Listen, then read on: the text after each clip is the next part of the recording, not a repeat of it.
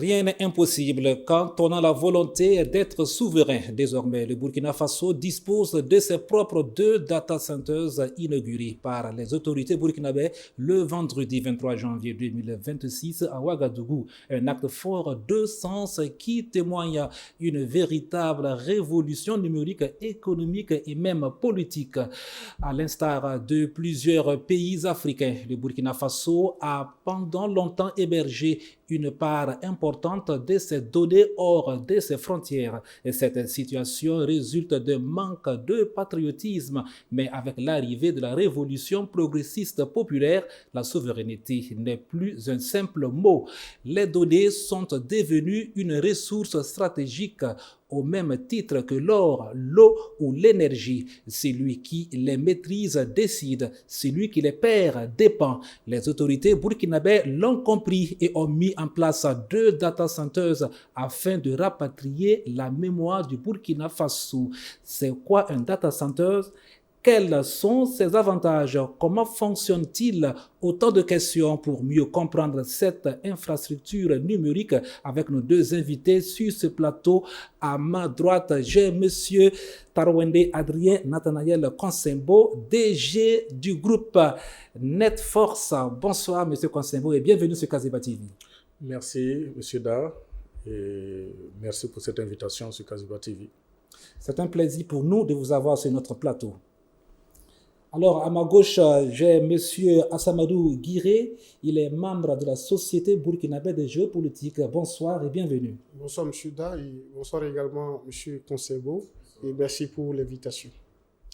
2 invités qui n'ont pas le même profil, mais qui vont se compléter. Bonsoir également à vous, mesdames et messieurs, chers téléspectateurs de Kaziba TV. Vous êtes bel et bien à votre émission spéciale inauguration de 2 data centers. Le Burkina Faso rapatrie sa mémoire. Alors, pour en parler avec mes 2 invités sur ce plateau, mesdames et messieurs, on va commencer par la droite, M. Consembo. Alors, le sujet est très technique. C'est quoi un data center? Alors, merci M. Da. Alors, un data center, si on peut le dire en langage, disons, terre à terre, c'est un bunker numérique. Voilà, donc c'est une infrastructure physique dans laquelle on héberge une ferme de serveurs, de gros ordinateurs censés centraliser les données. Voilà, donc le data center, voilà, il répond à plusieurs critères.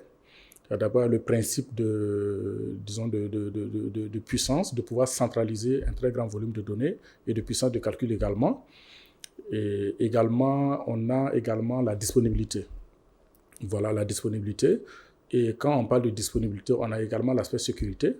Donc, c'est un endroit, voilà, vraiment un coffre-fort, voilà, dans lequel on peut se permettre de centraliser toutes nos données et de pouvoir y accéder, voilà, et de manière sécurisée où qu'on soit. Donc, voilà. Alors, vous parliez d'une boîte, d'un coffre-fort. Alors, dites-nous, quelle est l'importance de ce coffre-fort-là? Alors, le data center, c'est vu comme le coffre-fort, comme on dit. La première chose, c'est d'abord sécuriser ses données. C'est très important. C'est très important. Et au Burkina, depuis quelques années, nous sommes dans une vague de souveraineté. Et la souveraineté, c'est sur plusieurs aspects.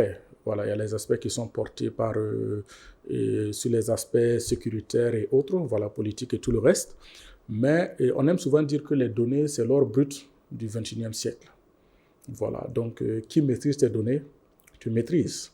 Voilà, donc le fait d'avoir le data center va permettre d'abord, premièrement, sur un aspect purement économique, et voilà, de pouvoir réduire un peu la facture de l'État en termes d'achat de serveurs ou d'équipements de stockage. Voilà, donc chaque année, les différents départements de l'État font des appels d'offres pour acheter des équipements. En même temps, ces équipements sont des actifs vivants, il faut les maintenir, il faut des ressources humaines pour les opérer. Et en même temps, voilà, ces différents équipements-là voilà, consomment aussi de l'énergie. Donc, le fait d'avoir le data center, ça évite déjà cette multitude d'achats, voilà, qui constitue une fuite de capitaux, voilà, une fuite de devises. Donc, on va tout centraliser, mutualiser. Donc, au lieu d'avoir je dis par exemple 10 000 factures d'énergie, et voilà, des données éparpillées. Voilà, on aura en un seul lieu toutes les données voilà, centralisées. Donc, cette mutualisation apporte donc un certain coût. Voilà. Également, il y a un aspect sécurité parce que, prenons un exemple. Si certains pays estiment que notre politique, notre choix de gouvernance ne leur convient pas, et ces pays-là peuvent décider, par exemple, de nous couper l'accès, voilà, à certaines ressources aujourd'hui. Voilà, et ça peut être la suite bureautique, voilà, Microsoft, ça peut être voilà, l'accès à des data centers où on héberge nos données, nos applications. Et si on n'a plus accès, voilà, c'est comme si on coupe une partie vitale voilà, de notre économie numérique. Donc, ces data centers vont nous permettre de mettre nos données, nos applications sur place. Ça fait qu'au plan local, même si voilà, un jour on est isolé du monde extérieur, au moins en étant à l'intérieur de Burkina Faso, on peut accéder à nos données, accéder à nos applications sans avoir voilà, à payer encore des accès sur des data centers étrangers ou sur des plateformes cloud étrangères. Alors, merci pour cette explication. Alors, M. Assamadou Guiré, vous êtes dans une structure de géopolitique. Alors, comment est-ce que vous percevez l'importance de data centers? Alors, merci bien, M. Da. Et à la suite justement des explications du très cher aîné Consombo, il faut dire effectivement que nous sommes dans un contexte de révolution. Nous sommes dans un contexte de la restauration de notre souveraineté et de notre dignité en tant que peuple. Et vous savez que lorsqu'on parle de révolution, la révolution est au-delà justement des discours. Et la révolution justement se manifeste à travers donc des petits détails. Et lorsque vous prenez la géopolitique au niveau global, au niveau mondial, vous verrez effectivement qu'il y a certaines nations même qui, au niveau justement de la gestion des données, il y a certaines rivalités. Raison fondamentale pour laquelle, lorsque vous partez dans les pays comme la Chine ou dans les pays comme la Russie, ils ont leur propre moteur de recherche, ils ont également leurs propres réseaux sociaux. Et malheureusement, depuis un certain moment, lorsque vous venez au niveau donc dans les pays comme le nôtre, la plupart de nos réseaux sociaux sont importés. Ça, c'est un premier élément. Et le deuxième élément également, les serveurs, ou du moins les data centers, pour la sécurisation, ou du moins pour la conservation de nos données, sont à l'extérieur. Et lorsque vous êtes dans un processus de révolution et que vous voulez affirmer votre souveraineté, il va falloir justement prendre les dispositions, prendre toutes les mesures nécessaires pour affirmer votre souveraineté. En ayant justement ces data centers, désormais, on aura justement, nous sommes au maître de la sécurisation de nos données. Parce qu'il a évoqué quelque chose d'extrêmement important lorsqu'il parlait de l'importance des données au XXIe siècle. Nous sommes à l'heure du numérique. Et nous sommes dans un contexte où, par tous les moyens, on peut vous attaquer. Et par tous les moyens, on peut justement vous faire des chantages. Et nos autorités étant justement dans l'anticipation et dans la stratégie, ont décidé justement dans un certain nombre de secteurs, dans un certain nombre de domaines, affirmer notre souveraineté. Et c'est le résultat visible aujourd'hui. Et nous ne pouvons que d'abord féliciter nos plus hautes autorités, féliciter le peuple burkinabé qui, effectivement, a compris le sens justement du message voulu par le camarade capitaine Ibrahim Traoré, celui de restaurer la souveraineté du peuple dans tous les domaines stratégiques de notre pays. Et désormais, on sait que le Burkina Faso a ses data centers. Et le Burkina Faso, aujourd'hui, contrôle ses propres données. Et ça a félicité. Et je pense même que c'est un exploit. Avant, on ne pouvait pas s'imaginer comme un pays, qu'un pays comme le Burkina Faso puisse rêver justement à de tels projets ou à de telles initiatives. Mais aujourd'hui, c'est une réalité. Et comme le camarade capitaine Ibrahim Traoré l'a dit récemment, certains justement se moqueront de certaines initiatives. Mais les résultats sont là, les résultats sont visibles et nous ne pouvons que dire merci aux autorités et poursuivre dans la marche triomphale dans laquelle nous sommes aujourd'hui. D'accord. Et il y a des politiques de confidentialité quand vous détenez quand même les données d'un pays. Alors, est-ce qu'il n'y a pas cette politique de confidentialité qui protège les données d'un autre pays à un autre pays. Oui, incontestablement. Eh bien, attendez, si on se bat sur cette politique de confidentialité, je pense qu'on ne peut pas divulguer les données. Oui. Ça peut être bien protégé. Non, mais moi je pense que, vous savez, la meilleure garantie pour la souveraineté, c'est d'être maître de ses propres initiatives. Et c'est comme lorsque vous confiez justement peut-être votre code secret à un voisin ou à quelqu'un d'autre. À partir du moment où, vous savez, là où nous hébergeons justement certaines de nos données, c'est parce qu'effectivement aujourd'hui, nous n'avons pas atteint un certain niveau donc de conflictualité ou du moins de confrontation. Sinon, ces derniers peuvent justement nous menacer ou nous intimider à travers justement ces données. Parce que vous savez que nous sommes au 21e siècle où nous sommes à l'ère de l'espionnage.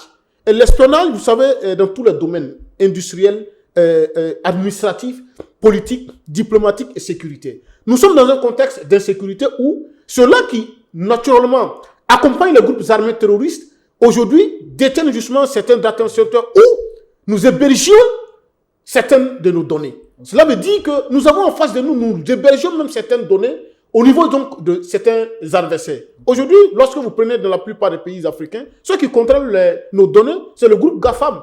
C'est Google, Amazon, Microsoft et ainsi de suite. Okay. Mais aujourd'hui, on a compris que désormais, au Burkina Faso, on a nos hébergeurs de données et cela, franchement, il faut féliciter cela. Et il faut encourager et féliciter l'ensemble des intelligences qui ont travaillé justement à ce résultat. Parce que c'est un exploit pour un pays comme le Burkina Faso, qui est un pays d'abord africain, mais aussi un pays dit, entre griffes, francophone. Alors, merci bien. Alors, M. Konsebo, souvent on voit des organisations américaines qui font des rapports et qui peuvent même classer les différentes armées en Afrique. On a vu tout de suite avec un communiqué qui vient de tomber où l'armée malienne occupe désormais la première place en Afrique de l'Ouest. Alors, est-ce que ce ne sont pas les données aussi qui permettent cela? Oui, tout à fait. Bon, bien sûr, quand on a un classement, le classement est fait à partir de certains indicateurs, ce sont des données. Et ces différentes données-là peuvent être soit des données factuelles, c'est-à-dire qu'on a par exemple, lorsque vous achetez des armes, et chez certains pays, ils ont les données d'achat, voilà. Et un pays ne vend pas des armes comme ça. Même s'il y a un fabricant d'armes au Burkina, si quelqu'un veut acheter ces armes-là, il faut l'accord de l'État burkinabé. Donc ça veut dire que l'État étranger chez qui on achète les armes, et voilà, à part de communique nos données, voilà. Et également, c'est basé aussi sur, voilà, comme c'est un monde militaire, c'est basé aussi sur un certain niveau d'information qui permet de voir, voilà, d'abord comment le pays s'équipe. Voilà, en matière militaire, également comment le pays forme ses hommes, voilà, et jusqu'à quel niveau, parce qu'on parle certes de formation, mais il faut une formation à un certain niveau, en même temps en termes d'équipement dont on a. Donc ce sont un ensemble d'informations que ces pays-là, voilà, ces organismes de classement rassemblent, et pour essayer également de donner voilà, une sorte de classement. Mais bon, ça reste quand même toujours, parce que les classements, c'est vrai, c'est en faveur d'un pays frère de l'AES cette fois-ci. Voilà, mais bon, et les différents classements qu'on a souvent, et c'est souvent à prendre par des pincettes, parce que c'est aussi des classements qui influencent. Voilà, et voilà, certaines, dans le monde des affaires, ça influence le monde économique. Voilà, donc là, on est sur un classement de rapport de force. Donc voilà, on peut s'en féliciter. Voilà, mais dans tout classement qui est fait, voilà, c'est de voir surtout qu'est-ce qui se passe derrière. Quel est le motif de ce classement-là surtout. Voilà. Alors, est-ce qu'on peut compter sur la politique de confidentialité pour confier ces données à un pays à l'extérieur? Surtout que nous sommes dans une géopolitique très stratégique en ce moment où Donald Trump se promène partout pour, en tout cas, intimider les gens. Est-ce qu'on peut se permettre de compter sur la politique de confidentialité? Alors, généralement, tout outil numérique voilà, ouvert au grand public comprend, et quand vous installez l'application Facebook, on vous demande d'accepter la politique de confidentialité avant de pouvoir utiliser. Donc, c'est un accord que vous signez, voilà, même si c'est numérique, vous donnez votre accord par rapport à l'usage dont voilà, cette entreprise-là fera de vos données. Alors, au-delà de ces clauses de confidentialité entre griffes que nous ne lisons même pas, voilà, et qui nous engagent, et il y a également les lois nationales. Voilà. Bon, généralement, en matière de données, on a des normes, on a des accords internationaux qui guident voilà, le fonctionnement du monde en matière de, voilà, de sécurité des données. Mais certains États ont des lois. Quand vous prenez les États-Unis, par exemple, avec le Cloud Act, voilà, voilà, c'est un référentiel juridique qui dit que lorsque, pour des raisons politiques, sécuritaires ou voilà, de menaces pour le pays se réserve le droit d'accéder aux données, voilà, et qui se trouvent dans les data centers. Sinon, dans un data center, voilà, il est pratiquement difficile, voilà, c'est carrément comme une emprise militaire. Voilà. Et si vous avez remarqué lors de l'inauguration du data center, vous avez vu que l'inauguration s'est faite dans un cadre hôtelier. Ensuite, on a juste présenté les façades, mais on n'a rien montré de l'infrastructure parce que c'est une emprise militaire, c'est là où résident les données. Bon, je ne pense pas que les banques font la publicité de leur coffre-fort. Voilà. Donc, c'est purement stratégique. C'est purement stratégique. Donc, mais le Cloud Act, par exemple, américain, permet à l'État américain, sous certaines conditions, de pouvoir accéder à ces données-là. Donc, ces conditions-là sont à l'appréciation d'une partie. Voilà. Et souvent, ces lois-là, voilà, s'appliquent. Voilà, c'est le pays aussi qui a le plus de data centers au monde aujourd'hui et de plateformes cloud. Donc, ces lois s'appliquent donc sur son territoire, mais souvent, voilà, ça s'applique de manière extraterritoriale. Donc, tous les pays donc, qui ont des accords avec les États-Unis, lorsque les États-Unis vont estimer qu'ils ont besoin d'accéder à certaines données, et bon, ils vont accéder à certaines données. Donc, ça fait que, du coup, ces clauses de confidentialité deviennent en quelque sorte caduques. Mais en même temps, sur un volet purement stratégique, un État censé voilà, ne va pas héberger ces données à l'extérieur. Voilà, c'est un niveau de données. Quand on prend par exemple les données de santé, ou les données militaires, ou voilà, certaines données, ou les données financières. Déjà, je pense que voilà, on a déjà encadré certains aspects, et voilà, pour que certains types de données, déjà, on ait l'obligation de les faire résider sur le sol. Parce que si quelqu'un, par exemple, a vos données, je prends le cas, par exemple, de la santé, quelqu'un a les données de santé publique qui montrent, par exemple, que nous avons une certaine sensibilité à certains germes au Burkina Faso, vous voyez que c'est quelque part une vulnérabilité qu'on vient de communiquer. C'est un danger. Voilà, c'est un danger. Voilà, donc il y a certaines données qu'il faut garder par devers soi, mais en même temps que, bon, c'est pas très beau lorsque, bon, les données sanitaires sur un individu se retrouvent sur la place publique. Okay. Voilà, donc, pour résumer, ces clauses de confidentialité, c'est beau, c'est bien, mais voilà, lorsque il y a une menace, certains États se réservent le droit d'accéder à ces données-là. Voilà. En tout cas, si Donald Trump a pu capturer le président vénézuélien avec son épouse, ce ne sont pas des données qu'il va vraiment s'en tenir de violer. Oui, incontestablement. Oui, rappelez-vous, lorsqu'il est... je pense à quelques jours de son investiture, et même après l'investiture de Trump, il avait pris l'initiative justement de bannir TikTok des réseaux sociaux au niveau donc des États-Unis. Okay. La simple raison qu'il avait avancée est que, effectivement, parce que TikTok appartient aux Chinois. Et il estimait que les Chinois, justement, étaient justement dans l'espionnage à travers ce réseau.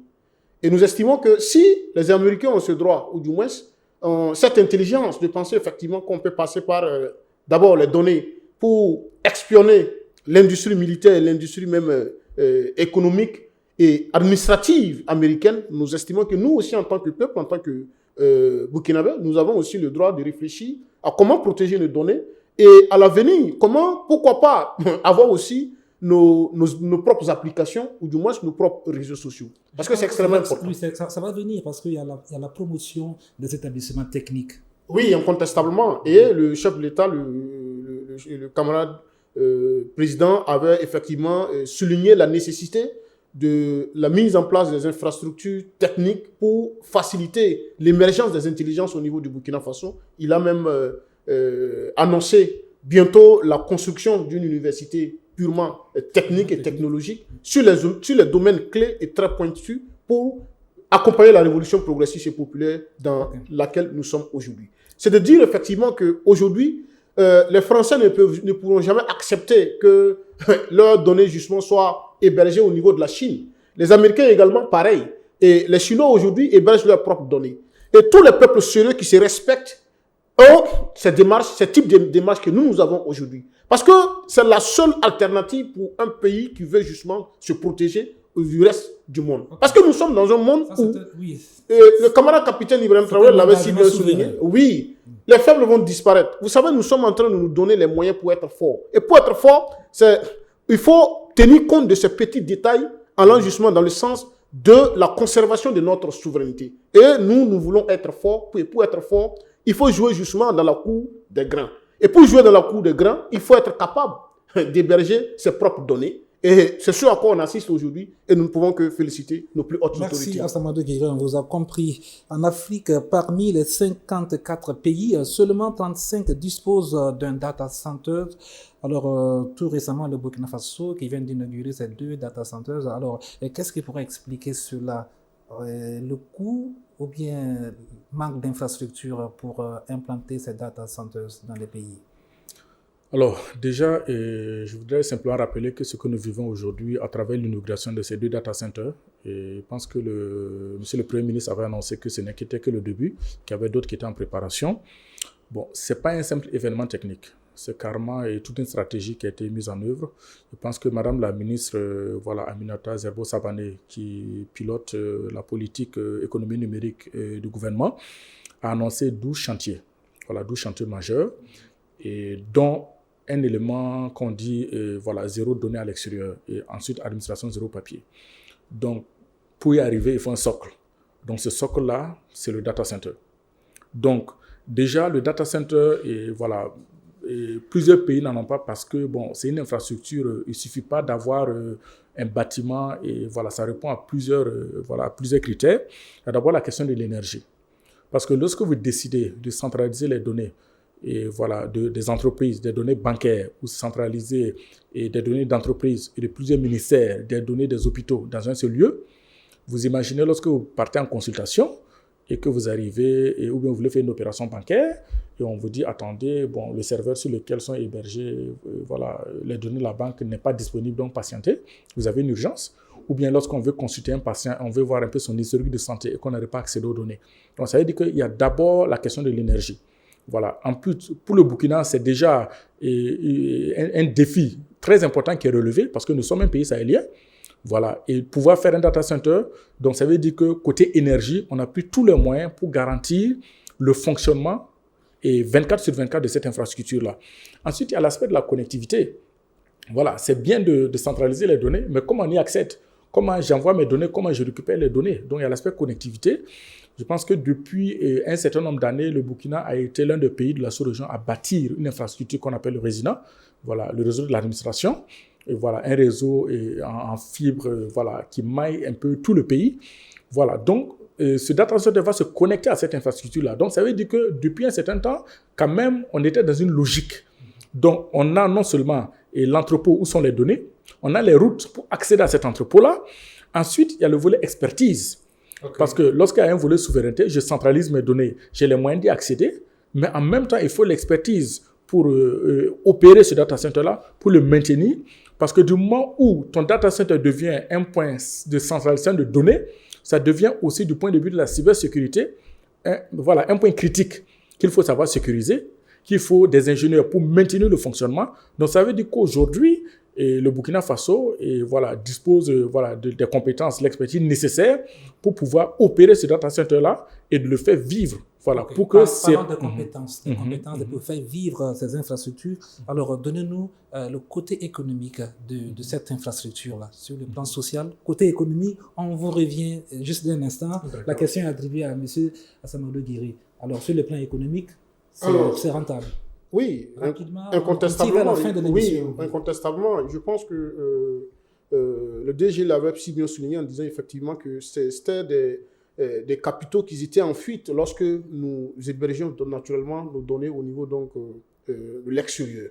Parce qu'il faut payer, les gens ont investi pour avoir justement leur data center. Si vous voulez héberger vos données, il faut naturellement louer ou du moins payer. Et ça, c'est un élément. Le deuxième élément également est que nous estimons aujourd'hui que en ayant tout justement nos data centers, nous pourrons facilement nous faire des économies et travailler de sorte à ce qu'au niveau national, nous puissions maximiser sur la sécurisation de nos données et permettre à ce que... Parce que, vous savez, à un moment donné, le plus important, pour moi, c'est surtout pas l'aspect économique que nous voyons. C'est vrai que c'est important aussi. C'est l'aspect stratégique et l'aspect sécuritaire. Et c'est extrêmement important. Parce que le contexte dans lequel nous sommes aujourd'hui, même si cela ne nous apporte absolument rien, à partir du moment où c'est stratégique et ça y va de notre survie et de notre sécurité, nous estimons qu'il y a de l'intérêt à investir. Mais nous estimons que les experts parleront justement de la portée économique. D'accord, merci. Est-ce que ça va générer de l'emploi? Incontestablement, parce que un data center, c'est vrai, c'est l'infrastructure physique, l'aspect, je dirais en gros, de manière macro, l'aspect mécanique de la chose. Mais en même temps, dans le data center, voilà, on peut se permettre de bâtir des plateformes cloud sur ce data center-là. Et qui dit plateforme cloud va dire l'hébergement d'applications, l'hébergement de plateformes. Voilà. Et du coup, derrière, ce que je vois sur le volet économique, c'est surtout le développement de l'économie numérique. Voilà. Ça va permettre à des startups, voilà, que ce soit dans divers domaines, voilà, de se développer, de créer des applications en se basant sur une infrastructure locale où on paye en francs CFA à côté, voilà, où on héberge ces données localement. Donc, d'un certain côté, ça va booster l'économie numérique aujourd'hui.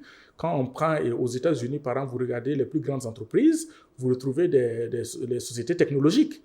Donc, et ils ont l'infrastructure pour pouvoir développer, disons, les idées que les gens ont aujourd'hui, que leurs citoyens ont aujourd'hui.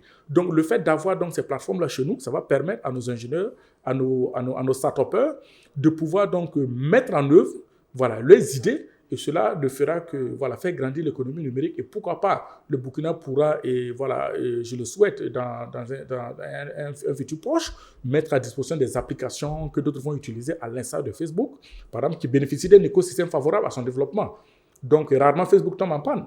Vous voyez, parce qu'il y a des data centers très disponibles qui sous-tendent ça. Donc, aujourd'hui, nos start-upers pourront développer également des plateformes, hébergées localement. Et donc, du coup, à l'instar des GAFAM, on pourra bâtir nos GAFAM souverains, pour dire cela, et localement, et pouvoir donc, à notre tour, engranger des devises. Okay. En termes de perspective, quand on regarde la vision de la révolution progressiste populaire, est-ce qu'on peut estimer avoir nos propres réseaux sociaux dans le futur?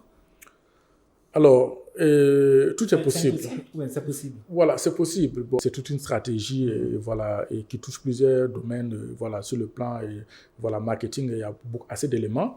Mais ce qui est très intéressant, c'est que nous avons le socle nécessaire pour bâtir tout le reste. Nous avons les fondations solides. Voilà, déjà, comme je disais, nous avons la connectivité. Nous avons l'endroit où stocker les données de manière sécurisée. Ce qui reste, c'est quoi?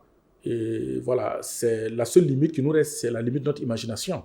Voilà, de bâtir non seulement des réseaux sociaux. Les réseaux sociaux, c'est vrai, ça permet de connecter les humains, de se divertir, de communiquer, de faire pas mal d'autres choses, mais de manière beaucoup plus utile. Voilà, pas que les réseaux ne sont pas utiles, mais de manière beaucoup plus utile. Ça nous laisse un océan de possibilités, et qu'on pourra mettre au-dessus de cette infrastructure-là. Alors, merci DG Consembo. Alors, Assamadou Guiré, on voit que si le Burkina Faso décide de rapatrier ces données sur son propre territoire, est-ce que sur le plan diplomatique, ça n'a pas posé de couac avec le pays dans lequel étaient hébergées ces données? Oui, incontestablement. Vous savez qu'il y a des gens qui vivaient justement de nos données. Et il y a des gens qui n'ont pas intérêt à ce que nous ayons justement la souveraineté numérique et la souveraineté stratégique dans un certain nombre de secteurs. Et raison fondamentale pour laquelle nous disons que cette initiative vient justement créer un problème, une tension avec surtout certaines puissances, pour ne pas dire certains envahisseurs. Et nous estimons aujourd'hui, et le DG a dit extrêmement d'important sur lequel je voulais revenir, à savoir le développement des startups et autres. Nous estimons même que cela sera une occasion, une opportunité de naturellement préserver et sécuriser certaines initiatives allant justement dans le domaine économique.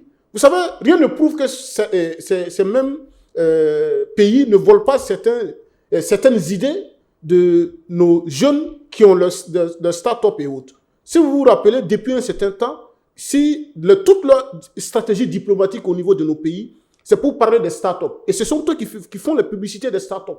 Et nous estimons que c'est une stratégie même pour s'accaparer, du moins pour voler certaines idées de nos entrepreneurs. Okay. Et cela vient sécuriser ces idées, sécuriser ces initiatives et sécuriser les données. Merci et beaucoup, pour les pays, nous estimons que pour les pays, franchement, nous sommes dans une logique souverainiste.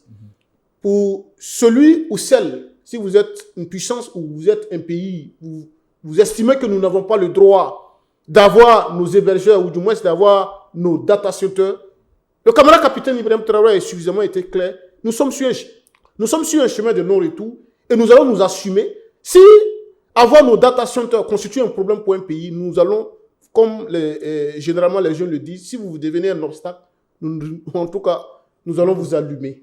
Merci Assamadou Guiré. Alors, on tire vers la fin de cette émission.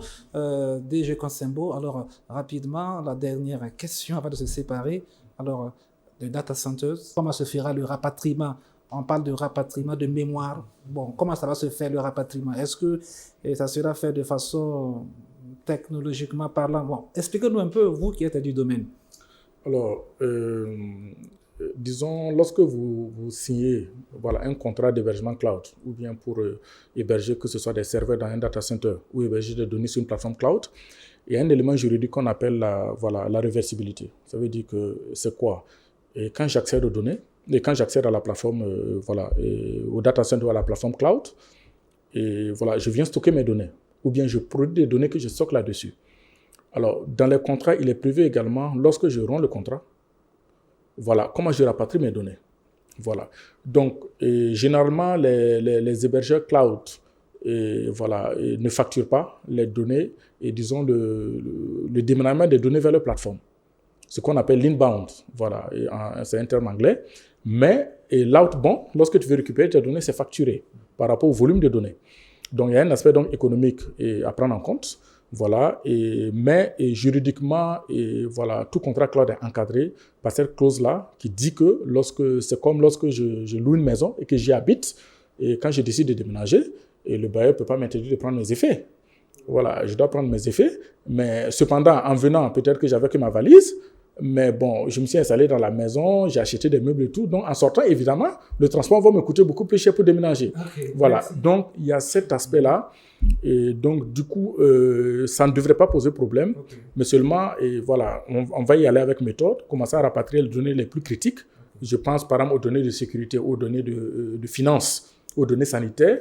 Ensuite, déjà, à l'aide vu qu'on a déjà un data center en production, c'est qu'on arrête d'envoyer les données dehors, de commencer à stocker et les données sur le territoire et les données qui sont à l'extérieur, qu'on commence à les rapatrier au fur et à mesure. Donc, voilà ce qui est bien dit, M. Consembo. Alors, Assamadou Guiré, on tire vers la fin de cette émission. Dernière question, avant qu'on se sépare. Votre dernier mot? Mon dernier mot, c'est d'encourager, de féliciter encore une fois de plus nos plus hautes autorités.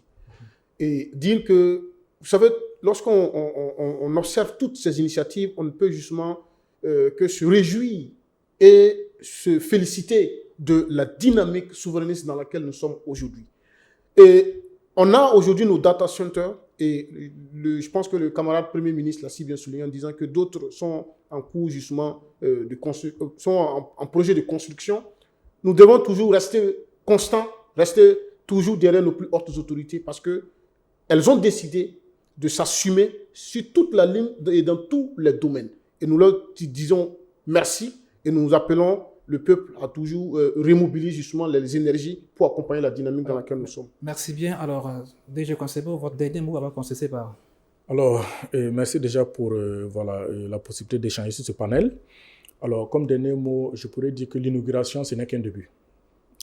Donc, pour pérenniser un peu ce bijou technologique-là, il y a 3 défis, notamment la résilience. Il y en a 2 data centers. Et en termes de data center, généralement, on parle de région. Lorsque j'ai mes données hébergées sur un data center, je peux me dire si le data center a un problème, comment on fait?